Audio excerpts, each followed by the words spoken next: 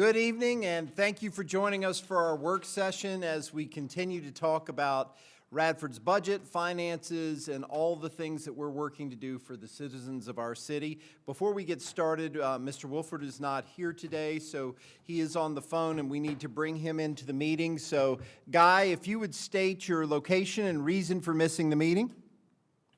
I'm at Kiowa Island, South Carolina, on vacation. Okay. Mr. Wolford is on the phone, but we have to make a motion and vote to bring him in. Do we have a motion to allow Mr. Wolford to participate remotely? So moved. We have a motion. Do we have a second? Second. A motion and a second. Any discussion? All in favor, please respond by saying aye. Aye. Any opposed? All right, Guy, you are good to go. And what I've done is I've got you on a microphone here, so anything you say should come through that way, but also keep that in mind as we're talking. You may want to mute your phone unless you have something you want to add. Absolutely. Thank you, sir. All right, folks. It seems like for years and years and years we've been talking city budget. We've been talking how do we have more revenue, how do we pay for the things that we have, how do we adjust the budget appropriately, how do we fund the things that are important, how do we make things happen. And so we've continued to work on that. We're continuing to work on it now with Mr. Meadows serving as our interim city manager. And before we get started, I want to just say, first of all, thank you to everybody. Thank you to everybody on the staff. Thank you to everybody in the community for working on this, for talking with those of us on council, for sharing your thoughts and your concerns and your passions. We hear you. Everybody takes this completely seriously. And it is a challenge, but it's also not Armageddon. We're going to be okay. Everything is going to work out okay, and we're going to figure this out together, and we're going to work on it. So we'll begin. No pressure, Mr. Meadows. The floor is yours. We're going to figure it out. Thank you. We are going to figure it out. And good evening, everyone. Thank you for the opportunity to talk about budget, which, as you said earlier, I think you've spent a lot of time talking about budget over the last couple of weeks. I wanted to briefly just share with you a couple of thoughts about where we've been so far and some of the things we've talked about. As I shared with you when I came on board and then in a little more formal presentation a couple of weeks ago, just some observations of trends with the city's general fund and utility funds. It appeared to me then that there's just a fundamental challenge with the budget, especially the general fund. Just a structural imbalance, as I've called it. It looked like about $4 million a year, and that's been the case for a couple of years. And we looked in that presentation a couple of weeks ago, we talked about the city's, as it's an accounting term, but net position, basically where you are with your reserves in the various funds. And the concerns that I expressed to you then were that because of those trends and that imbalance, especially in the general fund, most of the funds are getting critically low with reserves. And I felt that that was something that City Council needed to be aware of as we moved into the upcoming budget season. Then the following Monday, you had a presentation from the auditors who reiterated a lot of those concerns. Talked about just some of the challenges, especially on the revenue side, with some of the revenues not meeting projections based on the budget.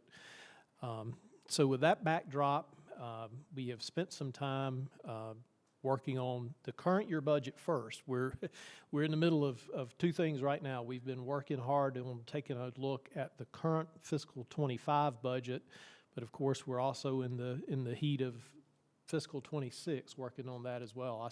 Callista and I spent a good part of the day-to-day meeting with city department directors, reviewing just generally their budgets. We'll be doing the same tomorrow. We're also meeting with several of the constitutional officers because I wanted to give everyone an opportunity to share their thoughts and concerns as we look at the budget. What I heard from directors today, I feel sure we'll hear the same thing tomorrow, is they are all committed to helping the council identify areas to make this thing work, because we're all in this together. It's not a council versus staff or a staff. The health and well-being of the city is what we're all trying to address. One of the things we've done, and I know this goes back to last fall when David Ridpath had sent out, I think it was called option A, B, and C, and looking at some potential reductions. At that point in time, those reductions that were presented to council were more, in talking with department directors, they were more in the way of deferrals. There were things that didn't have to be spent right away, but would need some attention at some point. So one of the things I did back towards the end of February is I sent that information back out to the department directors, and I said, I know how this was apparently discussed previously, but we really need to try to identify areas that we can take away from the fiscal 25 budget to try to show that we are working to cut some expenses out of the current year budget. The department directors were very responsive. There were a number of areas that we were able to identify. Again, some of those areas, and I'll talk about it when I go through some of the lines, some of these areas that we identified to be able to reduce the current year budget are needs that are going to have to be addressed in a budget at some point. It's not that you can just cut it and it's gone. Information technology is one of those key areas that we'll talk about in just a minute. But after reviewing with department directors, going back through this current year budget, we were able to identify across all funds about $941,000 of funds of expenses that can be cut out of this current year budget.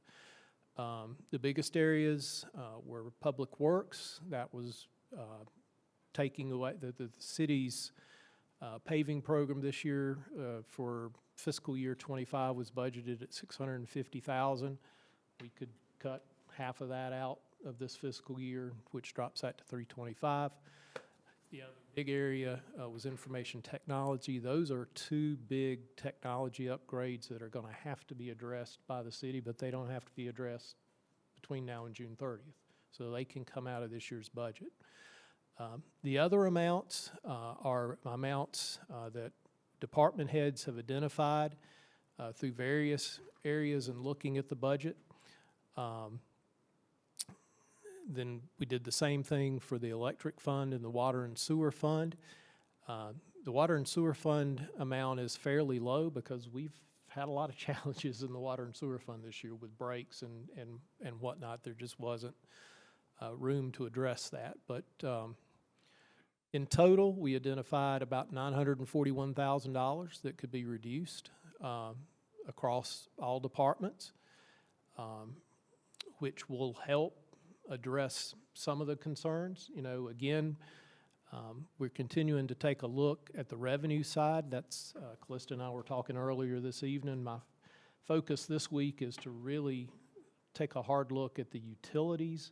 I do think some of the rate increases that council implemented for the utility rates are making a difference. It appears on the revenue side that those are trending like perhaps they should be with the rates that you implemented. If expenses on the utility side are within reason or lower, then there should be some opportunities there. Does that mean there don't need to be further rate increases? I'm very concerned there's probably still some room for some additional revenues there to really get those funds back where they need to be. But that's something that we're going to focus on this week. The big concern that I continue to have is in looking at the general fund. I just think there's several line items for revenues in the general fund that just aren't trending where I think they need to be. We're going to spend some time on that. You know, one of the key pieces of information there is getting an understanding, and I don't see Janet here tonight. We need to get a good update from the treasurer on collection rates for not only personal property and real estate taxes, but, you know, where are we on our utility funds as well? Do we have past due accounts? Where are we on those? So that's a key piece as we look to project revenues for the upcoming year too. So I say all that to say I'm very grateful to the department directors for their willingness to take a hard look at this. And those are recommendations that, should the council agree, that we can remove from this year's budget to at least show some good faith effort to trying to get those expenses down. Thank you so much, and that's a wonderful overview. That's a lot of numbers, too. I know that I have some questions. I'm sure other council members have questions. With some of the larger numbers in particular, with Public Works, IT, and the electric fund especially, I know we said we were going to cut about half of our paving program. That will still allow us to make road repairs where we need to. That, I think a lot of that was planned to completely repave up at the rec center, correct? I think, wasn't that one of the things we had planned to do? I'm looking I at. can't recall. Oh, that has been. That was, yeah, that was previously removed, yes. Well, I just want to make sure that's not going to diminish our capacity to be able to maintain our streets and to take care of that. No. The IT piece, we had talked about this last year when we went through this. Are we putting ourselves at risk with that IT piece of not being able to function with our information technology? The short-term answer to that, and the short-term answer to that is we can continue on for a period with what we have, but it's going to have to be addressed. Okay, It cannot continue to be deferred. okay. So it can, what we're basically saying with this one, I can assure you that that number is going to show up in the fiscal year '26 budget. We're Okay. just taking it out of '25 and moving it over to '26. That's helpful to know. And Tim, can you help us a little bit more with the electric fund? Is that still going to give you enough capacity to do the excellent job you all do when we have power outages, when we do the things that we need to do to ensure the safety and security of our electric system? Yeah, a lot of that is equipment. Okay. There is a portion of maintenance that we put off.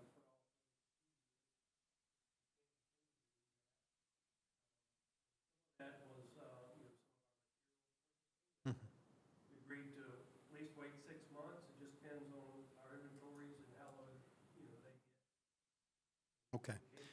Possibly hold off another 6 months. Gotcha. But thank you all for finding everything, and thank you to every single department for all the hard work. This is tough. I mean, we're pretty lean as it is. If it was easy to cut $1 million, I think we would have done that multiple times to get us to a better place. It's just really, really tough to do that. Council, what questions do you all have for Craig based on these budget reductions? Greg, one question I have for you is, I know you've seen an increase in the funds that we're generating our revenue. To me, are our costs outpacing that? Because shouldn't that be reflected in the bank accounts? I guess with us consistently being behind in those, and still consistently 2 to 3 months behind an AEP, is it not enough to make up that difference? I think it's, for a lack of way to explain it, I think it's that systemic $4 million hole that just keeps floating. You had the $4 million RAND that was paid off at the beginning of this fiscal year, which dropped that amount again. So even if your revenues are covering your expenses and then some, you've still got that $4 million issue. When I look at the revenues versus expenses right now in all funds, I want to make sure I'm correct in saying this. At the end of January, when I looked at the reports, in all funds, you had positive revenues over expenditures, which basically means you're covering your expenses. But that doesn't account for paying the $4 million rand. And so, so the question about the cash flows, I know that when you started the year, do you remember how many AEP payments we still owed at the beginning? 3. I think it was 3. And we're still at 3. So it's just, yeah, we're not making significant headway. Are we continuing a decline? I'm not seeing that. I want to make sure that I confirm that for you. We're not seeing a continued degradation of those funds, but we're just not.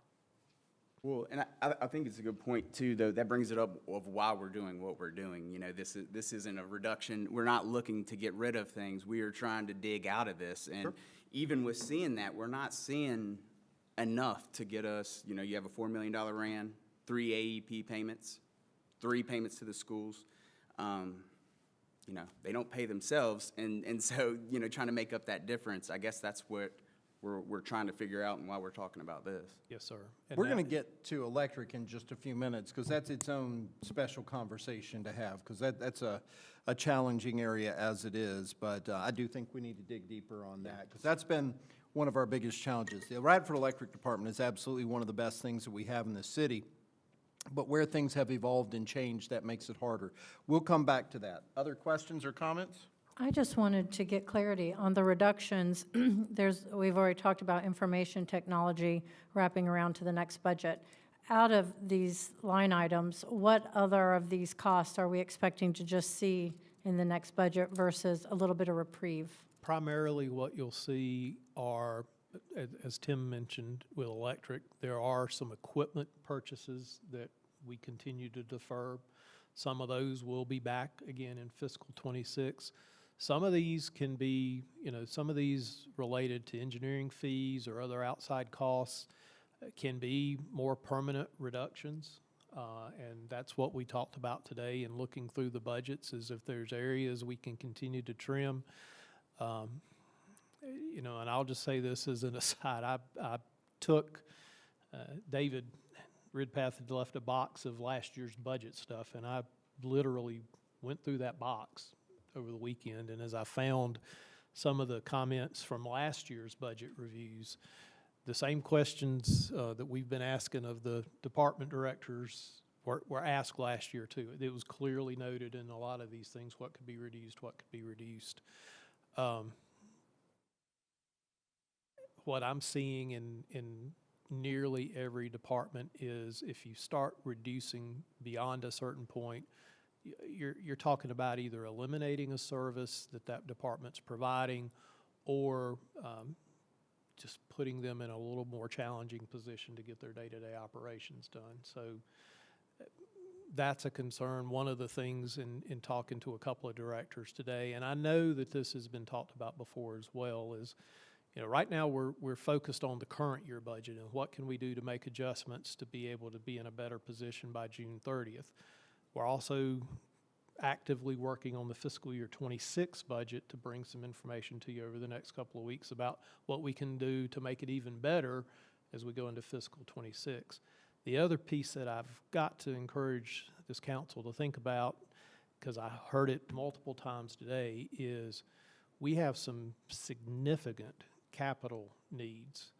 Our water plant, our water and wastewater utilities, with our infrastructure, with our electric system, and I'm not talking $10,000 or $20,000. I'm talking multi-million-dollar projects that we're going to have to figure out a way to integrate that in over the next 3, 5, 10 years to get those accommodated, because you want the power to stay on, you want water to go to your citizens, you want people to be able to flush the toilet and not have it come up in the street. I mean, those things are going to have to be built in, either through the revenues or through some debt sources. Several of these projects are large enough that they would certainly qualify for a debt issue, but you got to pay the debt back too. Yep. So What I'd like to do with that, if we could, is after we finish this year's budget, because I don't think there's any way between now and April we can really manage all that. Maybe in April or May is to have a special capital improvement I agree. session where we talk through that and can begin to have that discussion again. Not that we're trying to add more to our plates, but I think it's very good to at least go through that exercise and talk about what those things are. We do have a capital improvement plan, but it doesn't include some of those elements at that level. So we need to think through that. Well, and I think that's my concern when we're looking at that, and some of those accounts you're saying, well, it looks like, they're paying for themselves, we have the RAN, but we have all these capital funds that, need more than just to balance out, because there's improvements. There's going to be some capital outlay. Well, and I've said this throughout my career is, no, local governments aren't in the business to make money. They're to provide services. But as in any service-oriented business, you've got to have sufficient revenues to be able to address the needs that you have to continue to provide those services. If you're not, that's just fundamentally not doing what you need to do. And I just think over the years, You can really go back to almost 2013, 2014, when the foundry closed, and there were some adjustments made, but then the electric system was still doing well. Then one of the slides I'll show you before we finish tonight is what's happened in the last 6 months with what the city has had to pay for purchase power. I mean, the world has changed, and I know when utility bills go out, I know when tax bills go out, people, yes, I'm on Appalachian Power where I live. I got my last APCO bill and went, holy cow. That's the world. Unfortunately, that's the world of power right now. And Tackling this with revenue, kind of to your point, and I know you'll go on a little bit more, but for example, a 10-cent tax increase, which we did a 5-cent last year, would generate $1.2 million. When we're looking at all these numbers and your millions of capital improvements and digging out of these big holes, could you tell us a little more about, and I know you're still working on getting some of those revenue pieces, but what that would look like for our citizens? well, I can tell you generally what I see coming is you can't do it all on the revenue side because that's a tremendous burden if you try to cover that entire gap through revenues. There's got to be some structuring on the expense side too. There has to be. I'll share some more information in a few minutes. I've always said in local governments too, you should first compare yourself to your neighbors and look at the services you're providing versus the neighbors. Then you should also, there's a slide in here that I have this evening is for other cities, other independent cities in Virginia that have electric utility systems, because that's a group that I think Radford should be comparing itself to as well, because they're all independent cities. They all provide comparable services. They all have an electric utility system. When we get to that slide tonight, you'll see how far down Radford is. And again, you can't just, staff will get run out of town. Nobody will get reelected if you come in and just lay these massive rate increases on folks. I totally get that. But I think what we've got to talk about is how do we structurally, I've used that phrase, structural imbalance, how do we balance it through revenues, adjustments to expenses? How do we make that balance work? Candidly, it's not going to be done in 1 year. I fully anticipate, I'll say this publicly right now, I fully anticipate that the city's going to need some form of a revenue anticipation note in fiscal 26. Going to try real hard not to make it another $4 million note, but those notes are revenue anticipation notes, and we need to get to a point where the revenue truly is reaching a point to pay that off. And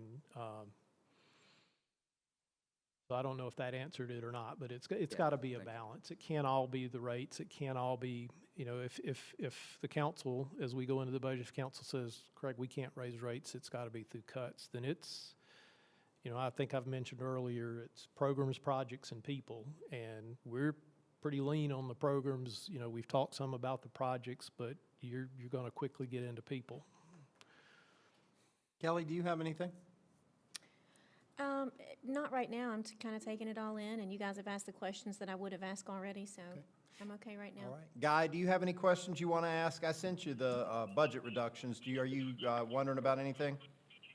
Well, no, I'm having a little problem hearing Tim, but I'll talk to you guys when I get home and get some clarification. Okay. Thank you, Guy. There are. I'm sorry, since we're talking about our tax rate comparisons and where we sit in regards to other localities, do you have the slides I can do that to show kind of where we're sitting? Well, these couple of slides, I'll be glad to share with you. These, and you've seen, I'm pretty sure you've seen a lot of this before. It's in a little different format. I did discover today I still know how to do slides in PowerPoint. I hadn't. It's been a long time since I did a PowerPoint presentation, but so I apologize if there's any typos in advance. That's me. The real estate tax rates in Radford, basically for the last 11 years, The current tax rate's 69 cents that was adopted this past year. The revenue neutral rate from the reassessment was 64 cents, so that was in effect a 5-cent tax increase for '24. Prior to that, the tax rate had been 84 cents. In 2020, property values increased by 8%, and the tax rate, I could not find what the revenue neutral rate was. I tried to dig a little, but I didn't see the revenue neutral rate. I think it was 74, maybe 76, somewhere in there, because we did a small increase in one of those years as we were getting ready for the McCarg project, but it was 2 cents for that or so, and then we did the bigger increases after that as we got into the McCarg project. Okay, so, yeah, so it was reduced with the reassessment to 78. I bet in 19 is probably when you made an adjustment for the McCarg project at 82. Then all years prior to that, and it even went back beyond 2014, the rate had been 76 cents. Now, in 2016, the reassessment really didn't make much difference. It was less than 2%, so the rate stayed the same. But, you know, rates have been, the highest they were was 21, 22, 23 at 84 cents. It's 69 now. Now, technically, you know, that was an increase because of the reassessment. But as we look at some of these other slides, and one piece that I'll share with you on these other slides is reassessment years vary. So anytime you're looking at tax rates, somebody may have just had a reassessment versus somebody may be coming due next year for a reassessment. So it's as apples to apples as you can get it based on a period of time. But, you know, in looking at comparison to the neighbors, Radford currently is at 69 cents. Pulaski County is at 74 cents. That's for the unincorporated parts of the county. Montgomery County, the unincorporated parts of Montgomery are 84 cents. The town of Christiansburg, the next four are all towns, and so the four towns pay their town taxes and county taxes. So the town of Christiansburg combined is 89 cents, town of Dublin is 98 cents, town of Blacksburg is $1.01, and the town of Pulaski is $1.10. So, I mean, in that scenario, I mean, cities lower than all of them. The numbers that really I thought were important to see as well, and I appreciate Jenny doing some research to pull these. I had looked at a couple of these ahead of time too. These are all independent cities in Virginia that have city-owned electric utility systems. Now, the other piece that we're going to try to work on, which is a little bit harder to dig out, is in these cities, how much are these cities' electric systems transferring to the general fund? And that requires digging into the audit to find generally. It just doesn't pop out in a sheet. But these tax rates show that, you know, the next closest one to us right now is the city of Danville at 83. Goes all the way up to $1.26. The city of Manassas has a fire tax in addition to their real estate tax that's added to their tax bills, so that's why theirs is, I think without that it was $1. Yeah, it's different, but Can you talk for a second about why a city would be different from, say, like a town like Christiansburg, Pulaski, or Blacksburg in terms of what the city has to provide? well, the big difference in an independent cities are similar to towns plus counties, because the independent cities in Virginia are required to provide support to the school system. They're required to support the constitutional offices that they have. They conduct their own elections. They're not part of a county. They have their own election cycles and systems. It's expensive to be an independent city. It requires a level of service. I've always said, you know, when I was the city manager in Bedford, cities provide a level of service higher than, in my opinion, than the towns within a county, because the towns are depending on another party, i.e. the county, to provide a lot of those services. In the cities, it's all under one umbrella. That's good in that it should allow for better cooperation and communications and efficiencies, but it's expensive. You've got, again, the constitutional offices to pay for, you've got the court system to pay for, you've got education, social services, all those things that are One thing of note too that I think that this doesn't also show is I don't know that many of these localities have half of their real estate tax off the tickets. So yeah, I thought of that same thing today as I pulled this together this afternoon. Harrisonburg's a prime example. I don't know, because Harrisonburg had James Madison, I don't know how much, I doubt very, very, very seriously, without even looking, that half of Harrisonburg's properties are tax exempt, because Harrisonburg's a much larger city. But yeah, that's a huge. Because if you could add we wouldn't be quite in the situation we are if we had that other 50% tax base, and, you know, those increments just don't go up quite as far when doesn't have as much power behind it with the 1 cent increases, where if we had a, 80% tax base, it would help, makes a difference. Well, and it's, it is an interesting comparison. In Montgomery County, I believe the last year I was there, a penny was about $1.2 million, and here it's a tenth of that. So it, as I used to say when I was in Bedford back in the day, when issues would come up, I'd say to the council, I said, you can't penny your way out of this one, because in Bedford, I think during the time I was there, a penny was like $38,000, and it was like, you can't raise the tax high enough to fix that. No, not at all.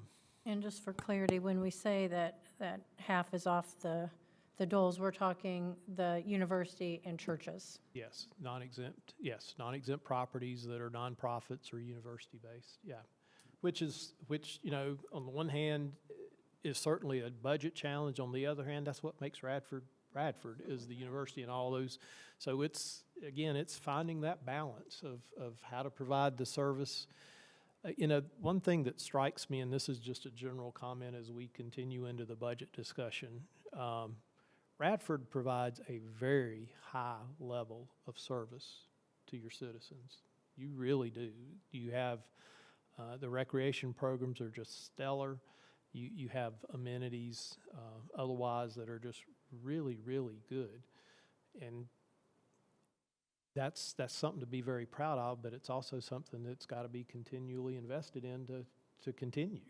And, I know when we were looking earlier that, that number from the library, Elizabeth, thank you, Elizabeth, really, everybody did, but Elizabeth took particular time because she had, heard some of the concerns expressed about the hours of operations and whatnot, and really scrubbed that budget hard. And, one of the concerns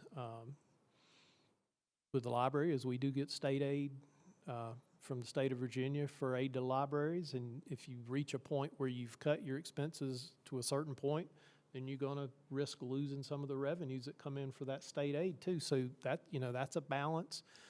The outside agencies, I think I shared with you the amount that we identified as the city contributes $50,000 a year to the ACE program for New River Community College. You've made the first payment for the year. The second payment has not been paid.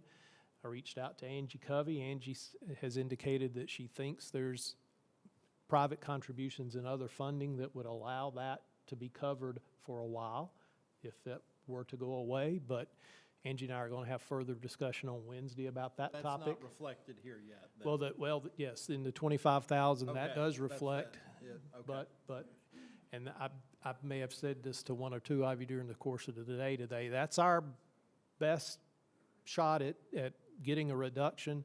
If something has to change because, hey, if you do that, you're going to have this, I'll come back to you guys and say, well, here's another spot. Maybe we can take that so we don't have to take it from here, because we don't want to do something. I've said this several times, all the actions have some consequence, and you don't want to have a consequence that then creates another problem for you either. So. Well, and that was to my point with some of our bigger cuts is that going to damage our ability to support our infrastructure and support our citizens? And I get it. Every single cut has value to somebody without question. It continues, some of these areas will continue to stretch. A lot of these were conferences and training and outside services that we are just not going to do. But I can't sit here and say any of those things can go away forever simply because you've got to train your employees. You've got to be able to stay up on the professions in the various departments, and you have to get stuff fixed. No, 100%. And that's one piece too. I do want to try to help our citizens understand we're not going to let everything fall apart either. I think that's an important piece because that in itself has multiple issues, not just in the fact that we have a public trust that we've purchased and we've developed these things, and you know, you're not going to let things be broken and damaged and destroyed and everything along that line. But also from a psychological place, we do not want to see our community start to decline in that way. That's really important. So that was the reason I was asking some of the questions I was asking, because our teams do such a good job keeping us in good shape, and we have to manage that to be sure. All right, do you have something else you want to share with us? Just while we're on this topic again, I know that, you know, there was discussion of amending some of the library hours and the rec center hours to address the budget. I believe, Elizabeth, correct me if I'm wrong, but your adjustments didn't change the library operating hours. It was just to change some other, okay. So the operating hours would not change. It's reflected in some other areas. We did not include a number for the rec center because one of the things I wanted to share with you is we talked to the folks with Parks and Rec. Right now, we're open 89.5 hours a week. There's a way to probably adjust that by about 10% to about 81 hours a week. It would be having the rec center open Monday through Thursday from 7 to 9, on Friday 7 to 6, Saturday 8 to 5, and Sunday 1 to 5. So it would still be open every day. It's just adjusting the hours a little bit. We've not had an opportunity to quantify that yet, simply because most of any savings, when you look at adjusting hours, it's going to be directly related to the labor cost, because it still costs, you know, the electricity's not really going to change. None of the operating day-to-day expenses are going to change because you curtail hours. They might a little bit, but the big issue is the savings in personnel by changing those hours. And we can certainly work on that to get it to you, but again, it's just a matter of, as I think I've said in a previous meeting, it's philosophically, is that something to show that there's an effort to continue to try to reduce things that would the council support or not? Well, I just want to tie in and thank, I sat down with Elizabeth over the week and, you know, 2 hours to look over this. So I do appreciate you, one, taking the time to talk to me and offering some suggestions and looking through this, because, you know, everyone up here loves the library and wants to work with them. And the last thing I want anyone in this community to feel is any one department, library, rec hall, police department, electric, is targeted or anything like this. This is a very, very tough situation. So how do we, you know, because on the flip side of that, also what we have to consider is putting a ton of burden on our citizens who, I mean, we all are on We Are Radford, and every time there's a AEP bill, we see that too. So, and so it is. So how do we maintain the level of service the best we can with acknowledging that, you know, it's not possible for there not to be any changes. A lot of these places have already made them. Some of them are deferred. But in 2026, I appreciate taking the time and working with us, and I know that it's a hard discussion, but I just wanted to make sure that point was clear too, is that this is not in any way, shape, or form a you know, targeted on any department or anything like that. This is a really tough situation that we're trying to balance the best we can, and you know, appreciate you taking the time to talk to me. I was just going to piggyback a little bit on also what the mayor was saying about the fact that, you know, we're not going to let things go and be broken and just walk past them. But the same thing you're doing in your household, we also have to do as a city. You're watching what you're doing. Some expenditures, some activities you may not be doing right now because you too are experiencing the higher rate for everything. Whatever you're seeing, rest assured, the city sees as well. So I think this is going to have to be twofold. It's going to be in the rates going up on a lot of the services, which are, I'm sure, going to see. We are like the lowest in almost every category, and it's not sustainable. But we also have to tighten our belts. So it's not either or.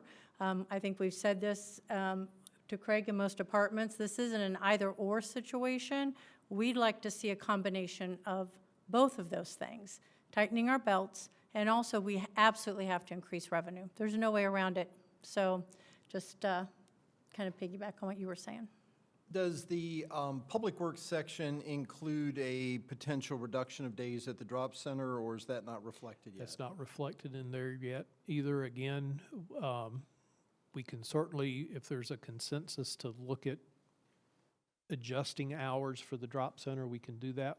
When we talk to staff about savings there, again, the savings with closing a period of time or curtailing hours at the drop center is going to be primarily labor costs, because if somebody goes to the drop center and it's closed, then there's other places they can go.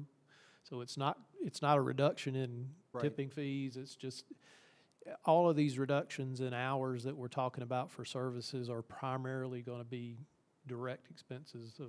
Well, and that's one of the pieces I want us to be really careful about, because, for example, the drop center is also not just trash drop-off and brush drop-off, but that's where a big portion of our recycling is.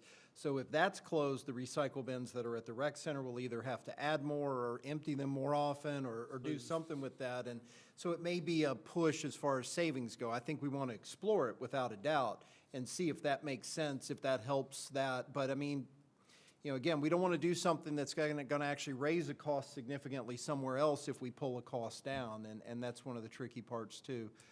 We've been looking at it for quite a bit. So, and I do agree with that, and that, you know, those are one of the ones that I wanted. But I don't foresee with us, if we're asking other departments to look at labor costs, then, you know, that we can look at a labor cost at there too. I mean, if we're going to ask it at the library or ask it of the rec hall, there's labor costs associated with that.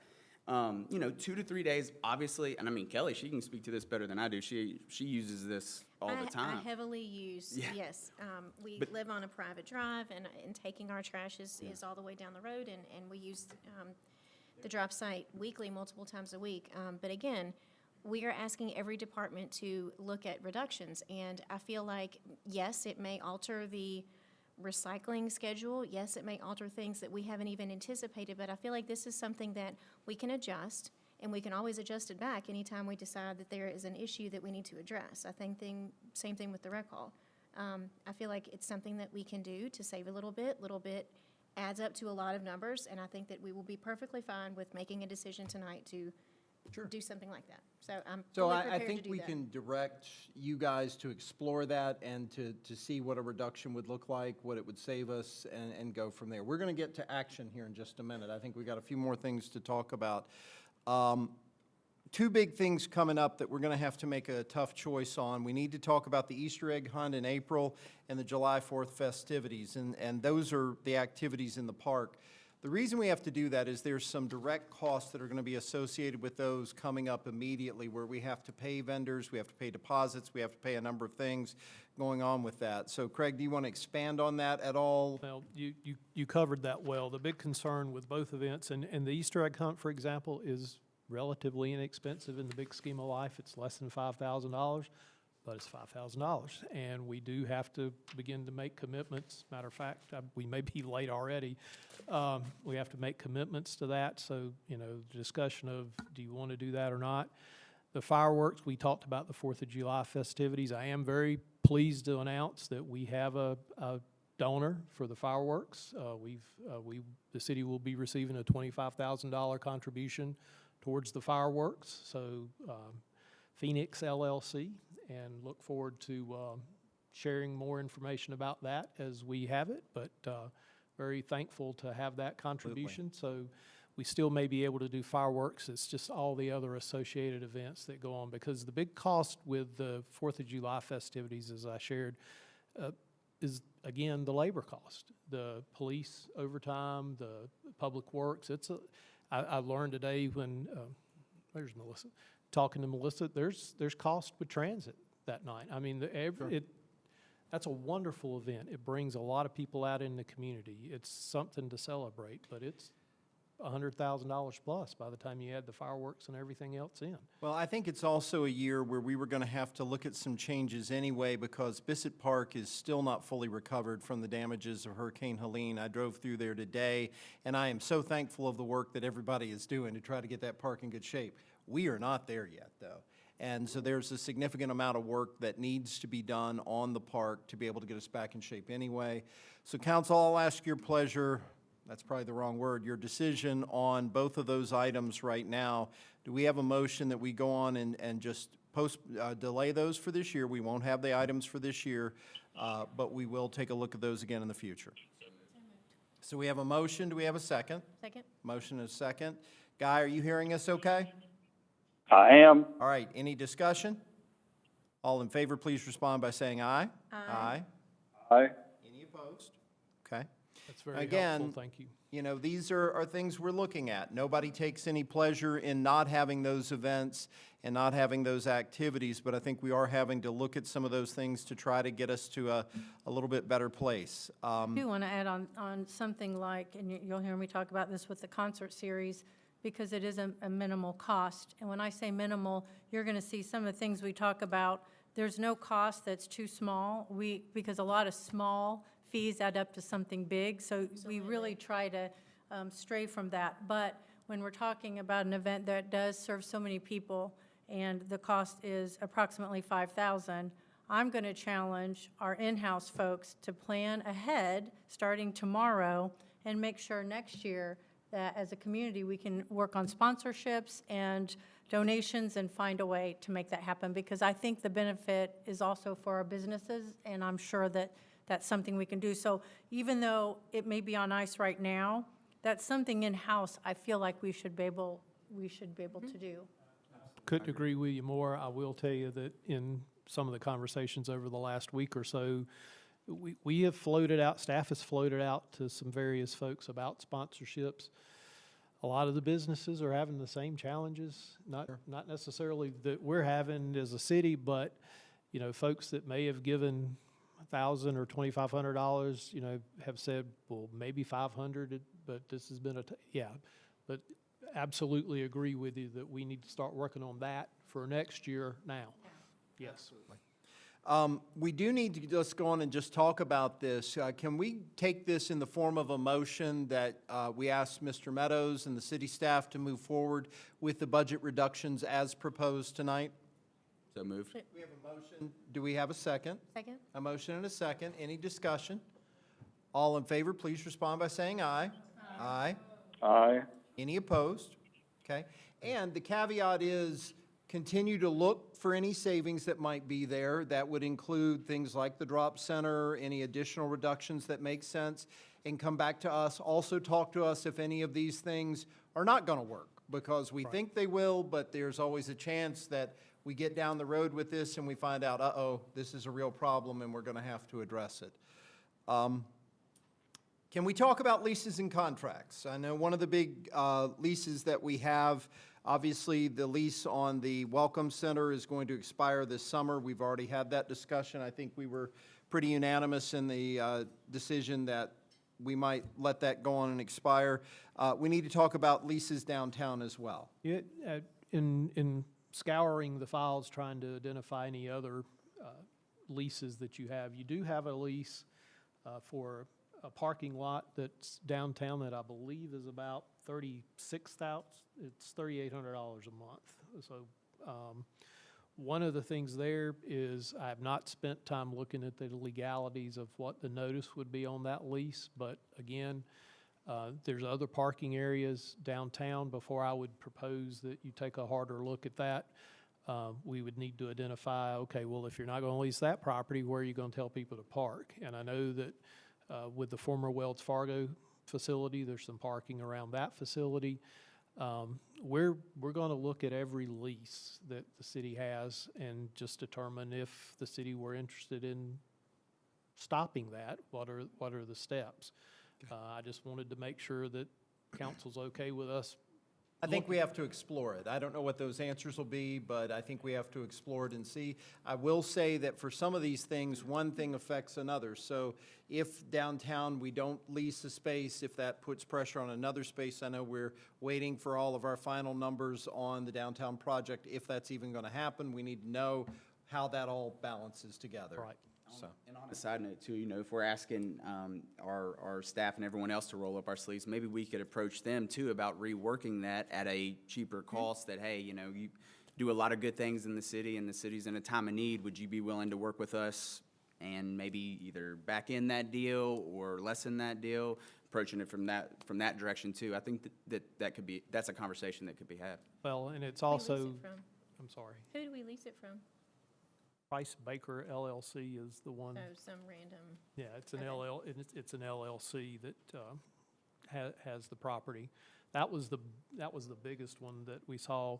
That was also a good segue into talking to folks about, are there opportunities to pause or do something different?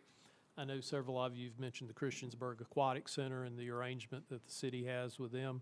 That is a fairly utilized service, but maybe there's an opportunity to look at restructuring that somehow as well. What I Again- would like to do, if we could, and I'm going to ask council's permission to go ahead with this, when Charlie starts, our new rec Monday. director, maybe to look at that service and look at the other services that are provided, have some discussions, and come back to us with some options, rather than us just making that decision, since that's part of the recreation program as well, and see what he thinks about that and what he can help us with. The other piece that I think can make sense with some of those, again, I know we keep saying this word sponsorship. I think there's opportunity for things that we can potentially explore with that and go from there. But I think absolutely looking at every arrangement that we have, and then just moving ahead, I know we're getting short on time. I appreciate everybody joining us this evening.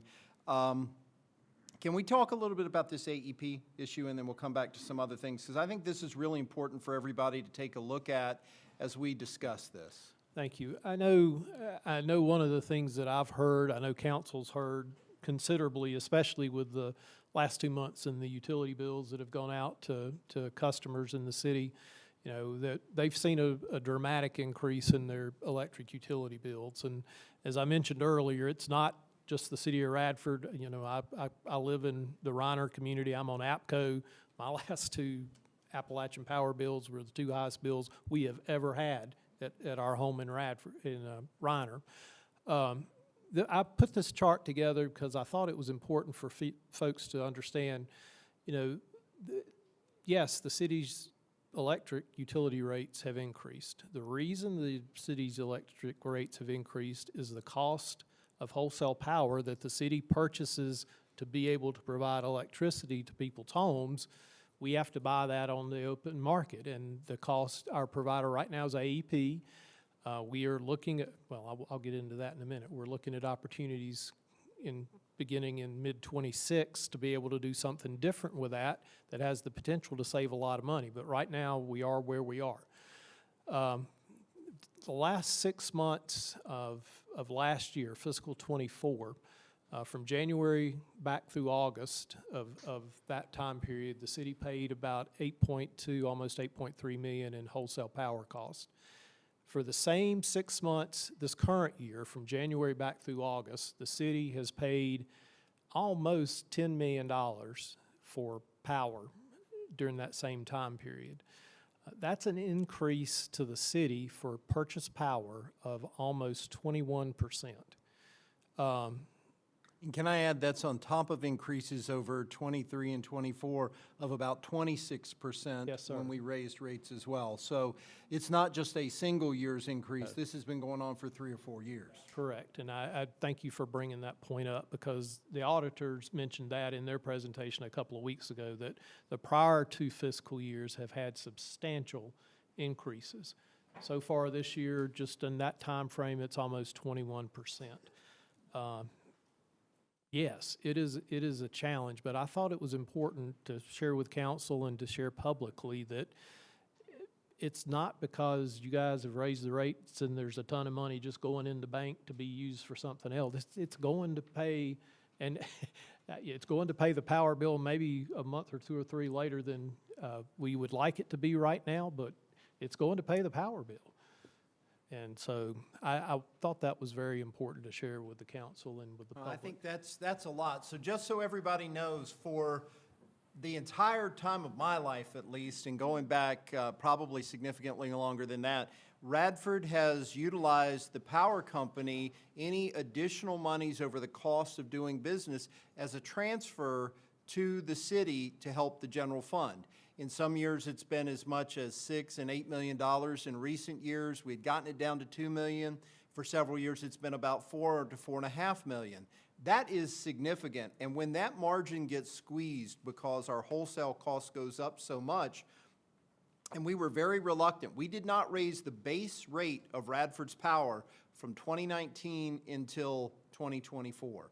That's significant. Again, trying to hold that cost for our customers so that that doesn't become egregious, especially during the pandemic.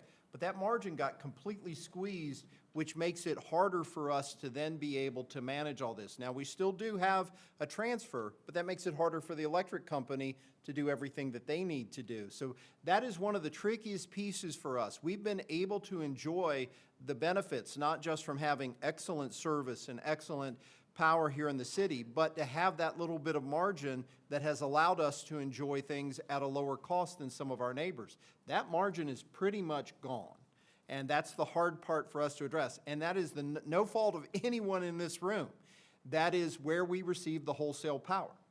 Do I explain it okay? Yes, you nailed it. Because that's a really tricky piece for us. You know, we've been blessed. We've been fortunate. We have utilized that the appropriate way. But that service is not where it once was, and it's very challenging for us to say, well, let's get a margin back and get back to $6 million, $8 million, $10 million. That is a huge lift, and that's not something that we necessarily want to see. We also are very cognizant that we are still lower priced than AEP is in the surrounding region. That does give us a little bit of an advantage when we're trying to recruit an employer, to recruit a business to the city of Radford. That's a tricky part too, because again, if we raise that too high, not only does it impact all of us, it impacts our ability to get other people in to do things in other revenue sources. So, I know we're getting short on time.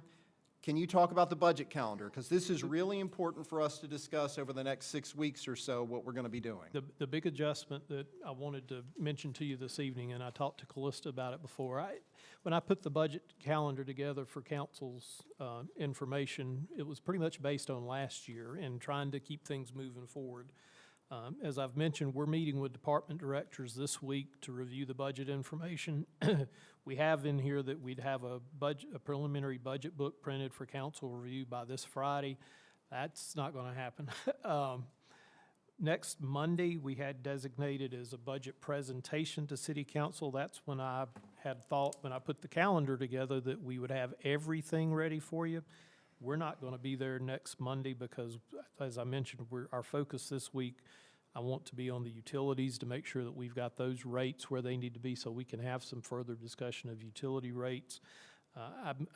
We will have a budget work session if council still desires next Monday, but the presentation for the budget is going to be Monday, March 24th at the regular council So we're going to meeting. move it back a week for the budget presentation. Because Right. again, I hope this room is just as full when we're talking about everything with the budget, because these are hard discussions. We want you to be a part of this discussion, because there is nothing here easy, and there's nothing we're not going to share with you about this. So Yes. we're going to move that budget presentation back a week. Council, I would recommend we still meet next Monday to continue to talk through the budget. Even if it's a short meeting, we can continue to have these discussions. If anything else comes up between now and then, which seems like a lot comes up, we can continue to talk about that, and we can talk about, you know, some of the additional agency funding and things that we do at that time rather than try to get that in tonight.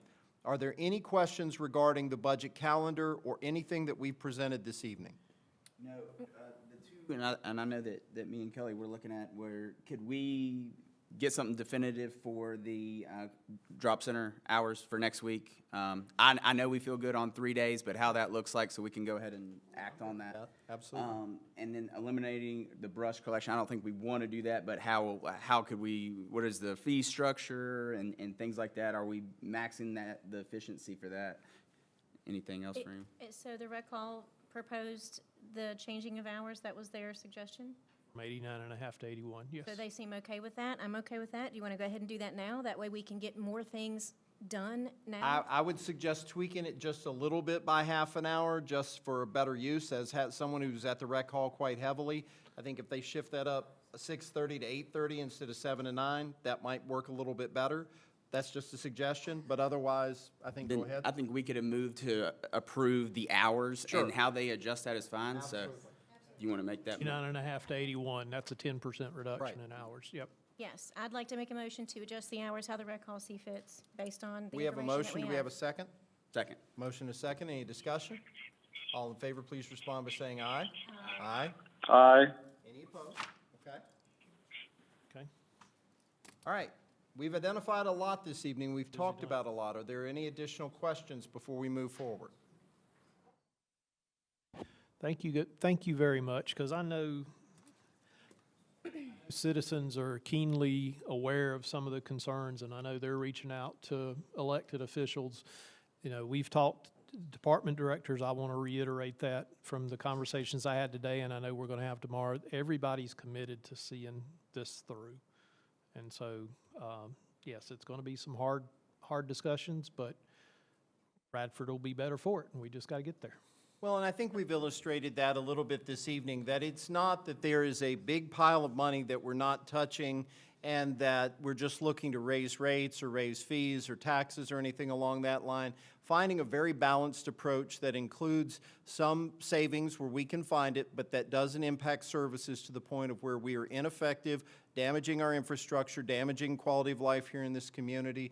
Also combined with our revenues to try to get them in a place that are more comparable with similar communities, because they're that way for a reason, and that's the challenge for us. Now, where that is, we don't know. And I don't think anybody up here can tell you where we're going to land here in a few weeks on what these rates and expenses look like, because we're still working through it. But I will ask that everybody come out and be a part of this discussion, because your input is incredibly valuable. Your thoughts help us work through this process, and any concerns you have are important for us to hear. And so we're happy to have you be a part of that. Counselor, are there any other questions before we close with our work session? Okay? No, I don't have any. Thank you all. I mean, this is not easy, and I know everybody has been completely stressed out about this, from our employees to our department heads to all of our members of council. Working together, we can make this happen, and we're going to get there as a team, and I thank everybody for doing that. Guy, we're going to take a brief pause. We're going to pause for about 5 minutes to give everybody a chance to catch their breath, and we'll get back together here at 7:07, okay? Okay. All right, we're adjourned for 5 minutes.